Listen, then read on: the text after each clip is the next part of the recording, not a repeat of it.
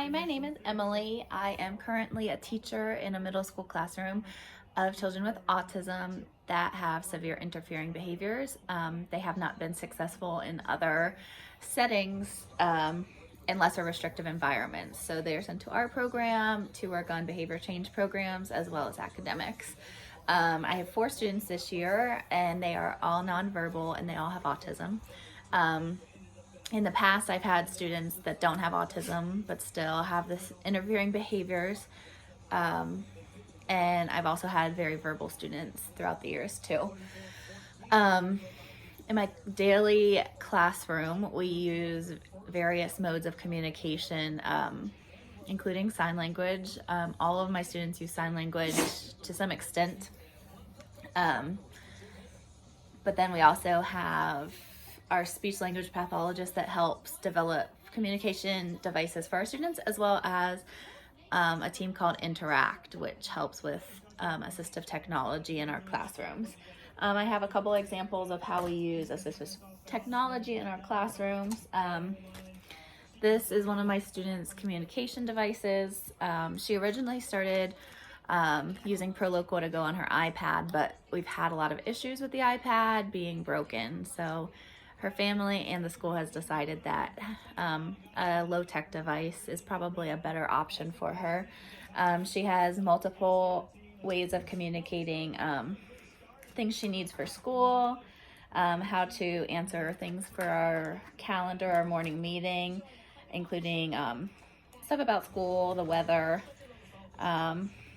numbers, people in school. But then she can also request items that she wants or needs by flipping. She can read. So each tab says a different category: school, calendar, weather, numbers, describe, body parts, drinks, food, and actions.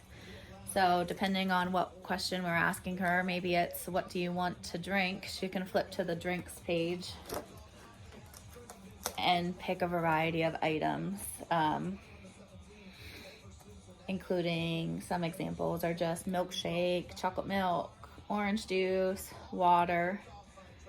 So this is actually printed from her ProLoquo to go.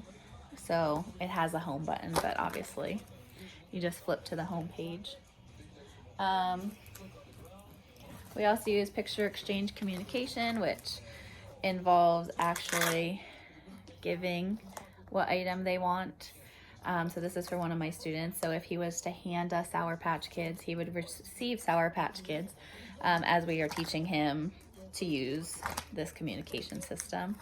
It's not just edibles. There's also other reinforcers and sensory items that he might want.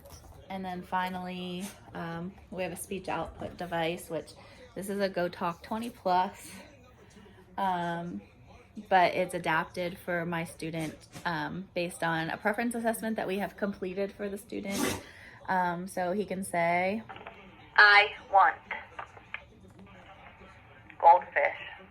or I want bathroom. so this allows him to have a voice, audible voice. Typically, if it's a boy student, a male would record his voice on this, but I just did this to show you how it worked while I train my staff on how to record their voices on this. I guess that's all for now. I love learning about different modes of communication. I'm a firm believer that communication is the sole reason that all of my students have the severe behaviors that they have, because they don't have a voice to use. So I will try anything to get them to give them a voice to use. Thanks. Bye.